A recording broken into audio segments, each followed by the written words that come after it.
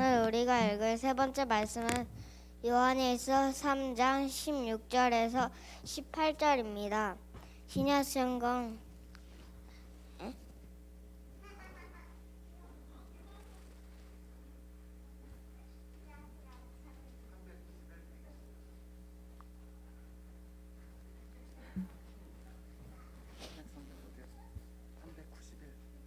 391페이지입니다.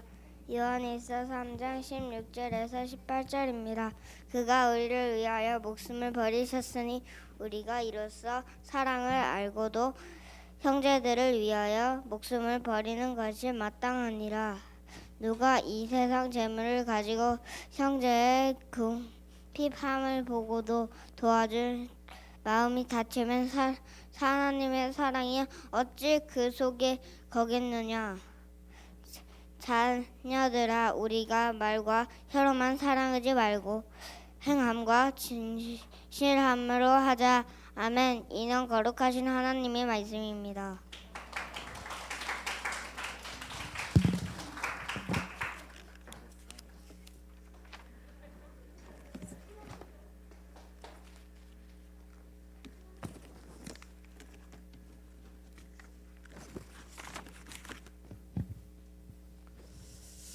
(2022년) 우리 9월 첫째 주 주일에 나오신 우리 성도님들을 환영하고 축복합니다. 오늘도 주님 주시는 귀한 은혜를 경험하는 시간 되시기를 소망합니다.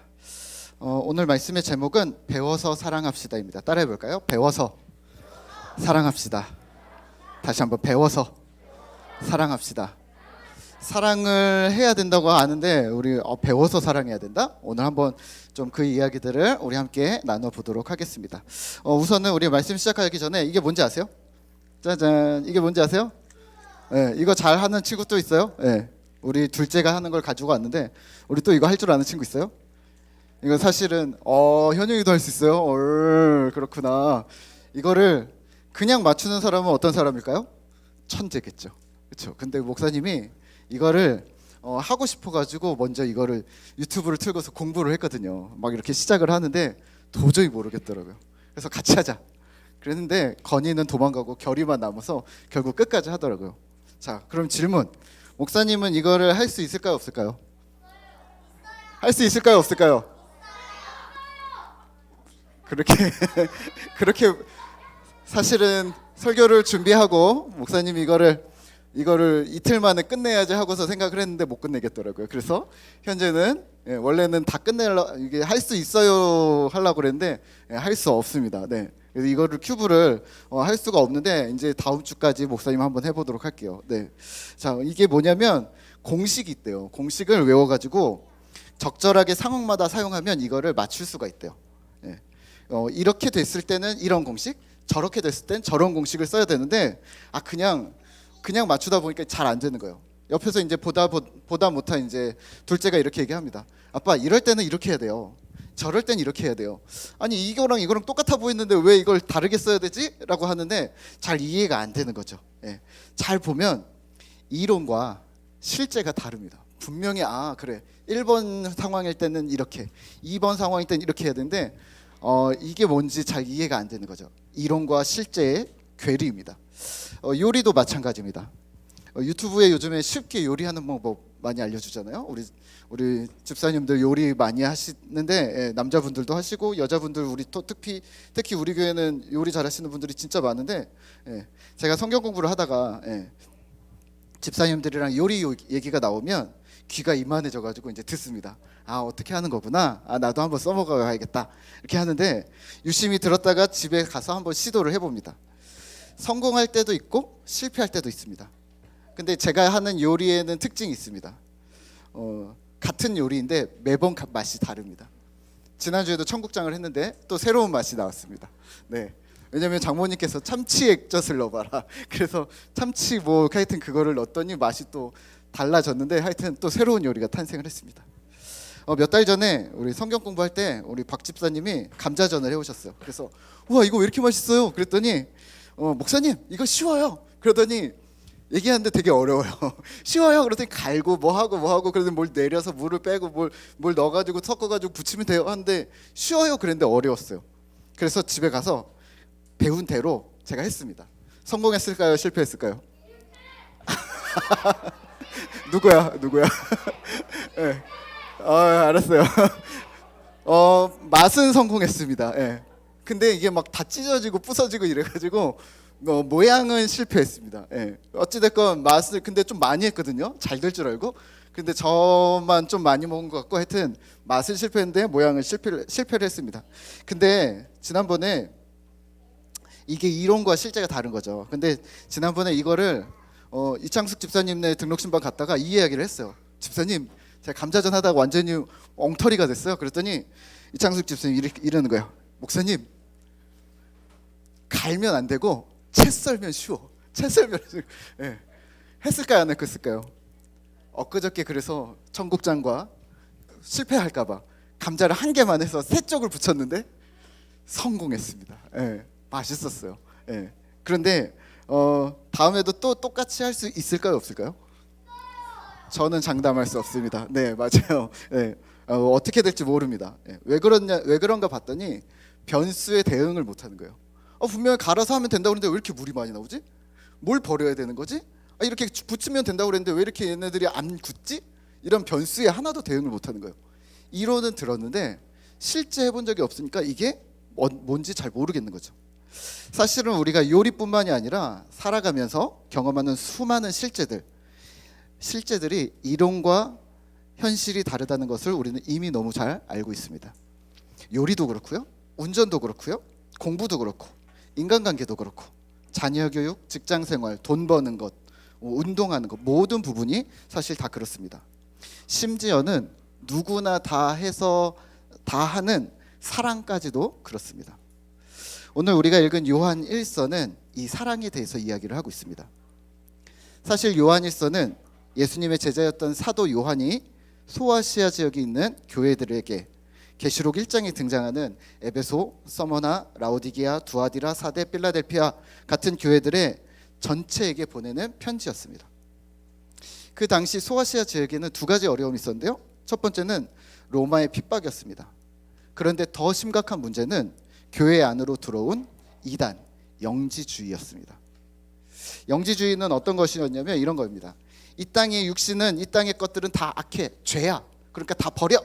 그러면 우리는 어떻게 해야 돼? 하나님만 믿어야 돼. 영적인 것만 인정해야 돼. 그래서 이 땅을 빨리 마감하고 빨리 하늘로 가자. 저 하늘나라, 이렇게 이야기하는 것이 영지주의였는데 이런 폐단을 가졌습니다. 어떤 거였냐면 너무 금욕적인 생활을 하는 거예요. 세상에 아무것도 안 하는 거예요. 죄악이 있는 세상. 그러니까 세상을 떠나서, 속세를 떠나서 신문도 안 보고 영화도 안 보고 먹는 것도 안 하고 아무것도 안 합니다. 문제는 뭐냐면 진짜 행해야 할 것까지 안 하는 거죠. 형제를 사랑하는 것, 교회를 돌아보는 일, 이런 일들까지 하나도 하지 않았습니다. 이렇게 생각한 거죠. 나만, 내 영혼만, 이 땅의 것들 다 버리고 나만 구원받으면 돼. 나만 하늘로 가면 돼. 나만 예수님과 관계를 맺으면 돼. 이렇게 생각했던 아주 이기적인 신앙이었던 거죠. 또 다른 문제는 이중생활이 등장을 합니다. 뭐냐면 믿음이 좋은 사람들은 이렇게 속세를 떠난 거예요. 믿음이 좀 덜 좋은 사람들은요, 포기하는 거죠. 회사를 가야 되는데, 친구들을 만나야 되는데, 일을 해야 되는데 어쩔 수 없지 뭐. 세상에서는 세상에서 하는 것처럼, 교회에서는 믿음이 좋은 것처럼. 이원론적인 행동, 분리적인 생활, 이중 생활이 시작되었던 거죠.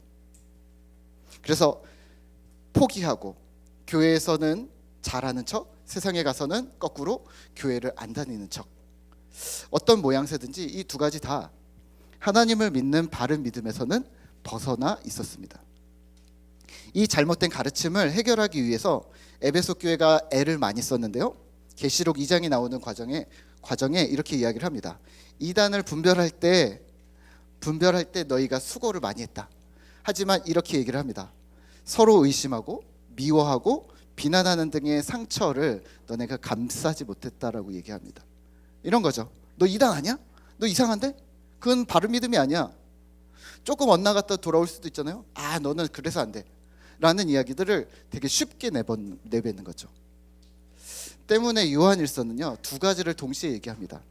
하나는 바른 믿음에 대해서, 두 번째는 형제 사랑에 대해서 이 두 가지를 계속 꾸준히 얘기하고 있습니다. 지난주 우리가 말씀을 나눈 것처럼 사랑은 분리될 수 없다고 했는데요. 하나님 사랑과 형제 사랑, 바른 믿음과 이웃 사랑은 분리될 수 없다는 것을 기억하셔야 합니다. 오늘 본문 요한일서 3장과 4장을 전체적으로 함께 보시면 모두 마찬가지입니다. 바른 믿음을 가지면서 형제를 사랑하라 명령합니다. 오늘 3장 9절인데요. 제가 읽겠습니다. 하나님께로부터 난 자마다 죄를 짓지 아니하나니 이는 하나님의 씨가 그의 속에 거함이요 그도 범죄하지 못하는 것은 하나님께로부터 났음이라. 아멘. 보세요. 하나님의 자녀들은 죄 가운데 거하지 않는다라고 이야기합니다. 10절입니다. 이러므로 하나님의 자녀들과 마귀의 자녀들이 드러나나니 무릇 의를 행하지 아니하는 자나 또는 그 형제를 사랑하지 아니하는 자는 하나님께 속하지 아니하니라. 아멘.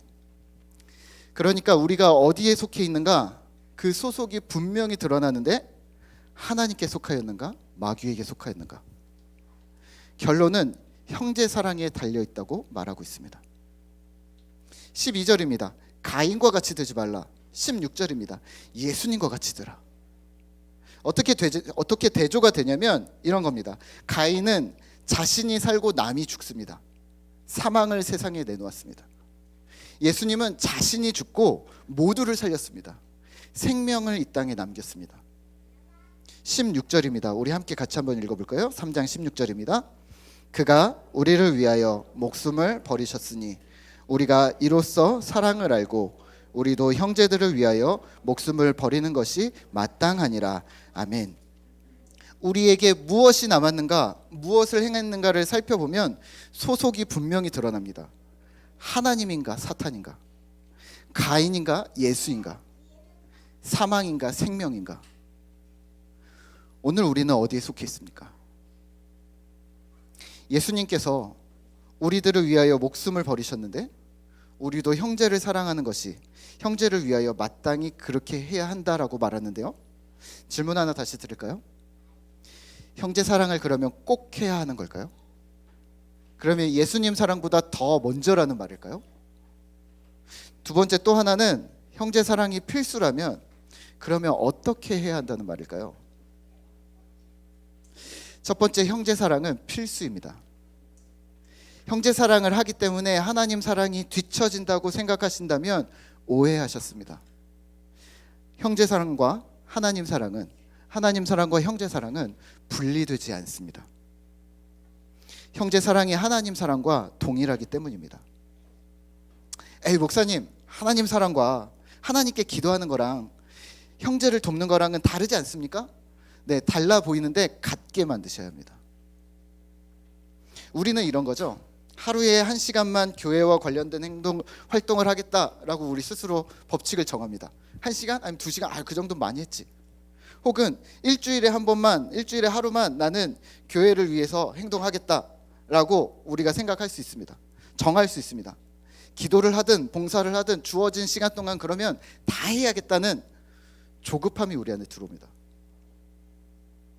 이런 거죠. 하루 1시간 혹은 일주일에 1일 주어진 시간 동안 큐티하고 성경 읽고 기도하고 이웃에게 연락하고 위로하고, 그러니까 시간이 부족하죠. 그러니까 또 체력이 부족하죠. 거기다 다 쏟아 부어야 되는데 그 외에는 내가 알아서 할게요 라고 이야기를 합니다. 이게 이원론입니다. 누가 신앙생활을 그렇게 하라고 했습니까? 내 삶의 일정을 내가 정하시는 게 익숙하죠. 그렇죠. 내가 내 삶의 일정을 내가 정해야죠. 회사 가서 무엇을 할 것인지, 집에서 무엇을 해야 되는지, 아이들과 무슨 대화를 해야 되는지 내가 정하는 거 맞죠. 하지만 그렇게 내가 정하듯이 우리 신앙의 일정도 내가 정하시는 게 익숙하실 텐데요. 우리는 그런 걸 자기중심적 신앙이라고 부릅니다. 신앙생활의 일정은 내가 정하는 것이 아닙니다. 내가 정한다고 해서 그 결과들이 얻어지는 것이 아닙니다. 하나님께 달려있음을 기억하셔야 합니다. 신앙의 선배들을 한번 살펴볼까요? 부족한 시간을 하나님께 드리기 위해서, 또 형제에게 주기 위해서 잠을 줄였습니다. 우리 신앙의 선배들은 말이죠. 부족한 재정을, 우리에게 가지고 계신 재정들이 뻔하잖아요. 우리에게 있는 이 부족한 재정을 하나님과 형제들에게 베풀기 위해 우리의 신앙의 선배들은 절제했습니다. 부족한 체력이지만 교회를 섬기고 형제를 사랑하기 위해서 하나님과 형제들을 생각하면서 토요일에는 체력을 아꼈습니다. 하나님을 향한 부족한 마음, 또 부족한 믿음이었다면 그 믿음을 공고히 하기 위해서 매일매일 틈틈이 말씀을 묵상했습니다. 그리고 기도했습니다. 우리의 신앙은 그렇다면 주님께 초점이 맞춰져 있습니까? 그래서 주님이 주인 되시도록 충분한 마음과 충분한 시간을 여러분들은 확보하셨습니까? 우리 신앙이 초보일 때는 이럴 수 있습니다. 하나님, 저는 이거는 꼭 해야 됩니다. 양보 못합니다. 하나님, 저는 이거 안 됩니다 라고 얘기하실 수 있으세요. 뭐 가정, 자녀, 돈, 취미, 더 나아가 자존심, 명성, 사회적인 지위, 사람들의 칭찬과 인정. 하나님, 저는 그거는 양보 못하는 것이 있을 수 있습니다. 예전에 우리도 그랬습니다. 하나님보다 더 커 보이는 것들이 신앙의 초기에는 그런 것들이 있을 수 있습니다. 하지만 이제는 아니죠. 내 믿음이, 우리의 믿음이 그때보다는 성장하셨지 않습니까? 세상이 말하는 것, 세상이 행동하는 것을 모두 따라하고 그 후에 하나님을 섬기려 하니 시간이 부족하죠. 체력이 부족하죠. 재정도 부족하죠. 절제하셔야 합니다. 조절하셔야 합니다. 아무것도 하지 말고 지금 교회를 나오라는 이야기가 아닙니다. 중요한 것을 선택하고 몇 가지 우선순위를 두고 여러분들의 신앙을, 나의 신앙을 가꾸라는 말입니다. 제가 축구를 좋아하는데요. 보실 땐 그러 보이지 않으실 수 있겠지만 되게 아주 과격한데, 제가 과격한 축구를 좋아합니다. 축구를 매주 하지는 못하지만 몇 달에 한 번씩 하게 되거든요. 이제 그 대신 길게 하죠. 막 3시간, 4시간씩 하는데 막 3개월, 6개월, 지금은 못한 지 한참 됐는데, 만약에 이런 거예요. 이번 주 토요일에 축구가 있다. 그러면 제가 무엇을 하는지 아세요? 월요일부터 체력을 준비합니다. 왜냐면 토요일에 내가 잘 뛸 거라고, 그거는 맹신이죠. 월요일부터 준비를 합니다. 무슨 준비를 할까요? 회사도 안 나가, 아무것도 안 할까요? 월요일부터 뭘 하냐면 축구지만 팔굽혀펴기를 합니다. 팔굽혀펴기, 그리고 빠르게 걷기, 그리고 엘리베이터 탈 거를 계단으로 올라가고, 집에서 앉았다 일어났다, TV 보면서 앉았다 일어났다 하고, 이렇게 체력을 살짝 끌어올립니다. 그렇다고 일상을 안 보내는 건 아닙니다. 나 이번 주에 축구 가야 되니까 이번 주 아무것도 안 할 거야. 교회도 안 갈 거고, 밥도 안 할 거고, 회사도 안 갈 거고, 아무것도 안 할 거야 라고 이야기하는가? 그렇지 않다는 거죠. 일상을 뭐 출근도 하고, 식사도 하고, 사람도 만나고, 책도 읽고, 그 와중에 틈틈이 준비하는 겁니다. 실전에서 축구할 때 체력이 부족하거나 근육이 놀라면 이제 못 뛰거든요. 근육이 놀래서 못 뛰는 불상사가 없게 하는 거죠. 체력을 가꾸듯이 신앙도 가꾸는 것입니다. 내가 누구인지 잊지 않는 거죠. 내가 무엇을 해야 되는 사람인지 잊지 않는 거죠. 그리고 이게 자연스러운 평생의 습관이 되셔야 합니다. 다시 돌아와서요. 하나님 사랑이 그러면 뒷전으로 쳐지면 어떻게 하냐고요? 하나님 사랑과 형제 사랑은 원칙적으로 분리되지 않습니다. 그러니 분리되지 않도록 스스로의 신앙을 가꾸셔야 합니다. 오늘 본문에서 형제 사랑을 매우 강조하고 있는데, 특히 요한일서는 그게 너무 심한데, 바른 신앙, 죄를 짓지 않는 것, 하나님께 소속되어야 한다는 진리를 앞에다 이미 너무 강조 많이 했기 때문입니다. 때문에 각 장에 3장의 후반부, 4장의 후반부 계속해서 형제 사랑을 강조하고 있는 것이라고 보시면 됩니다. 결국 하나님 사랑은 형제 사랑입니다. 그러면 이 형제 사랑은 어떻게 해야 하는 걸까요? 목숨을 버리는 것이 마땅하다고 하는데, 한번 옆 사람을 한번 보세요. 목숨을 버릴 수 있으세요? 네. 째려보지 마시고요. 가족끼리 앉지 않으셨어요? 만약에 지금 막 불꽃이 튀면 사랑이거나 원망이거나 둘 중에 하나일 텐데, 하여튼 그러시면 안 됩니다. 형제 사랑의 원리와 원칙은 이렇습니다. 행함과 진실함입니다. 말과 혀가 아닙니다. 오늘 말로 바꾸면 이론이 아니라는 말입니다. 형제 사랑은 실제입니다. 제가 20살 때부터 장애인 봉사 동아리에 있으면서 선교단 활동을 했는데요. 하고 싶어서 한 게 아니라 어쩌다가 이제 선배들한테 붙잡혀서 오랫동안 장애인 봉사를 했습니다. 그리고 선교단 출신이라고 해서 이제 선배들이나 이런 선교단에서 조금 어려운 장애인들 있잖아요. 예, 조금 편안한 장애인들이 있는 반면 몸이 많이 불편하신 분들, 특히 저는 많이 불편하신 분들을 주로 담당을 했습니다. 한 번은 저랑 한 살 많은 선배랑 함께 맡았던 분이 우리보다 5살이 많은 형님이셨습니다. 예. 근데 이 장애인 형님은 몸이 다 굳어 있어서 펴지질 않아서 의자에만 앉으실 수가 있으셨습니다. 그러니까 지금 앉아 있는 자세에서 조금 더 허리를 숙이시고 이게 안 펴진다고 생각하시면 됩니다. 네, 그런 형님이셨는데 하루는 이분이 교회에 예배 중에 갑자기 그러지 않으신데 화장실이 너무 급하다는 거예요. 그래서 화장실을 이제 갔더니 이게 평소와는 다르게 아주 큰 일을 보셨습니다. 매우 크게 보셨습니다. 근데 그 화장실에 누가 있었냐면 저보다 한 살 많은 선배랑 저랑 그 장애인 형님이랑 셋밖에 없었습니다. 다행히 그 선배가 뒤처리를 다 했습니다. 제가 그걸 보면서 저는 이 생각을 했습니다. 뒤에서 이렇게 지켜보면서 난 저건 못하겠다. 도망가야겠다. 이 생각을 했습니다. 근데 문제는 뭐냐면 딱 1년 후에 똑같은 일이 벌어졌습니다. 달라진 것이 있다면 선배가 군대를 갔습니다. 똑같은 현상이 일어났는데 그 화장실에는 그 장애인 형님과 저랑 딱 둘밖에 없었습니다. 제가 어떻게 했을까요? 고민을 엄청 했습니다. 그때가 21살이었는데요. 아무것도 모르는 나이인데 고민을 엄청 했습니다. 어떻게 해야 되는가? 결국 뒤처리를 했습니다. 예. 화장실 바닥에 앉아서 둘이 무릎 꿇고 앉아가지고 막 이렇게 해서 처리를 했는데 어쩌지 했는데 그 뒤에 무슨 생각을 했냐면 머리로 하는 거랑 몸으로 하는 거랑 다를 수가 있구나. 이론과 실제가 다르게 느껴지는 거죠. 제가 한 10년이 흘러서 장애인 부서를 담당을 하겠습니다. 장애인 부서를 담당하는 교역자가 되었습니다. 그때는 이제 집사님들에게 일반 성도님들에게 우리 장애인 부서 교사로 좀 와주시죠 하고 이제 독려를 많이 하죠. 그래서 이렇게 한번 오셔서 좀 도와주세요. 뭐 함께 하시죠. 뭐 이렇게 얘기를 하는데 어떤 집사님이 이러셨어요. 여자 집사님이셨는데 목사님, 저는 그런 아픈 친구들을 보면 눈물이 날 것 같아서 못 하겠어요. 결국은 거절인데 멋있게 거절을 한 거죠. 그런데 이렇게 생각을 해봤어요. 그럼 나는 장애인들을 만날 때 눈물이 나는가? 계속 안쓰럽고 괴롭고 죄책감에 시달리면서 나는 이들을 섬기고 있는 것이었나? 그렇지 않은 거죠.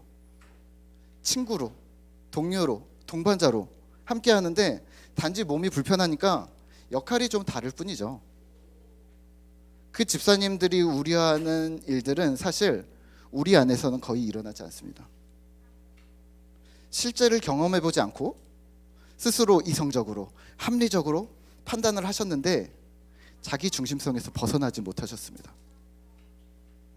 오늘 성경의 문구를 빌리자면 저 사람의 간절한 필요가 내 손에 있는데 나는 마음을 닫았다는 말이 됩니다. 어려운 상황과 마음을 공감해 주는 것도 중요하지만 그게 사랑을 행하지 않아도 될 이유가 되지 않는다는 거죠. 사랑을 베풀 때는 원칙이 있습니다. 첫 번째는 희생입니다. 손해보고 참고 견디고 네, 맞습니다. 하지만 무조건이 아니라 목적이 있는 희생이어야 합니다. 상대방, 우리의 형제들이 세워지는 것이 목적이 전제되는 희생이셔야 합니다. 폭력이나 외도나 도박이나 비리나 거짓말, 강도, 살인 이러한 범죄 등과 관련이 있거나 모두가 망가지는 중이라면 그건 진정한 희생이 아닙니다. 내 손에 내 희생을 통해 저 사람이 세워지고 성장하고 변화되는 결과가 있어야 합니다. 그렇다면 때로는 참지 않는 것이 희생이 될 수도 있습니다. 제가 직장 생활을 예전에 좀 했었는데요. 직장 생활을 하는데 첫 직장이었습니다. 첫 직장을 갔는데 청년 때 이제 직장을 다니니까 월급이 매일 들어오는 거죠. 생활비가. 예. 친한 친구가 옆에 있었는데요. 아직 학교를 다니고 있었습니다. 친구는. 근데 이 친구가 돈을 빌려달래요. 제가 이제 취직을 한 걸 알면서부터 2만 원, 3만 원, 5만 원, 10만 원 해서 조금 샀는데 이제 빌려가는 사람은 얼마를 빌려갔는지 얘가 계산하나 모르겠는데 빌려준 사람은 다 계산을 하죠. 돈 빌려줘 보셨죠? 네. 빌려준 사람 이번에 얼마짜린데? 야, 언제 갚지? 언제 갚지? 이런 생각 계속 하는데 갚을 생각이 안 보이는 거죠. 예. 근데 이게 30만 원이 넘어가는데 덜컥 겁이 나는 거예요. 그때 제 월급이 100만 원쯤 됐었거든요. 30만 원이 넘어가는데 저희 어머니가 그러셨어요. 줘라. 꿔주지 말고 그냥 줘라. 생각하지 말고 줘라. 근데 안 되는 거예요. 30만 원이 넘어서면서부터 20만 원까지는 줘라라고 생각했는데 30만 원이니까 소급해서 다 생각하는 거예요. 벌써 20만 원 줬는데 30만 원째도 줘야 돼? 그 다음 또 줘야 돼? 고민을 엄청 많이 했습니다. 그리고 어렵게 말을 꺼냈습니다. 친구야, 얘기 좀 하자. 내가 직장 다니니까 돈이 있는데 더는 못 빌려주겠다. 우리 관계를 보호하자. 그래서 여기까지 하자라고 얘기했습니다. 물론 그 이후로 이제 그 친구를 만날 때면 밥값은 제가 다 냈기 때문에 실제 현금 거래를 하진 않았어요. 그 대신 밥값을 제가 다 냈죠. 그래서 관계는 아주 오랫동안 잘 원활하게 이어졌었습니다. 자, 여기서 희생은 뭘까요? 네, 돈입니다. 첫 번째는 돈을 계속 빌려주는 희생을 치렀던 거죠. 그러면 돈만 희생일까요? 돈을 못 빌려주겠다는 어려운 말을 꺼내는 것도 희생입니다. 개인 안에 감정이라는 대가를 치르는 거죠. 누구를 위해서? 그 사람을 위해서. 사실은 내 일이 아닌데 내가 감정을 쓰고 있는 거잖아요. 상대방의 진정한 유익이 무엇인지 그 대가를 내가 지불하는 겁니다. 물론 그와 내가 함께 승리하는 일을 그러한 안목이 우리에게는 항상 부족합니다. 하지만 우리는 노력해야 하고 그래서 우리는 더 기도해야 합니다. 진정한 우리의 발전, 진정한 우리의 성장이 무엇인지 하나님께 계속 구해야 되는 거죠. 두 번째는 진실함입니다. 사도 요한은 말과 혀로만 아니고 행함과 진실함으로 하자라고 말합니다. 진실함이란 투명성입니다. 그 안에 사심이 없다는 말입니다. 계산하지 않는다는 말입니다. 이렇게 행동하면 저 사람이 날 좋아할까? 내 믿음이 이렇게 하면 좋은 것처럼 보여질까? 자신을 조작하지 않습니다. 만약 저 사람이 왜 저 말을 했지? 왜 저렇게 행동했지? 이런 생각이 든다면 상대방이 투명하지 않다는 증거입니다. 이런 사람은 속내를 다 드러내지 않습니다. 대화를 할 때 불분명합니다. 겉과 속이 다릅니다. 세 번째는 구체적이어야 합니다. 우리는 말에 익숙합니다. 목사님 제가 아파요. 기도하겠습니다. 목사님 제가 기쁜 일 있어요. 기도하겠습니다. 이렇게 계속 듣기 좋은 말만 하면서 행동이 없다면 여러분도 저를 의심하셔야 합니다. 왜냐하면 사랑은 행동이기 때문입니다. 그리고 네 번째 가장 중요한 것은 이 사랑의 근본은 내가 아니라 예수 그리스도이심을 기억하셔야 합니다. 우리에게는 사랑이 없음을, 베풀어줄 사랑이 없음을 인정하셔야 합니다. 오늘 함께 살펴본 희생, 진실한 사랑, 구체적인 사랑, 이러한 것들이 세상에서 말하는 처세술, 인간관계론 이런 것들과 겹쳐지지만 여기서 기독교의 사랑이 근본적으로 다른 이유는 예수 그리스도의 사랑이 전제되어져 있기 때문입니다. 우리의 사랑은 예수님에게서 시작되는 것이죠. 그 사랑을 주께 배워서 흘려보내는 진짜 교회다운 교회, 꿈터 공동체 되시기를 소망합니다. 우리 함께 같이 찬양할까요? 오늘 우리에겐 소원이 하나 있네. 우리 함께 찬양하도록 하겠습니다.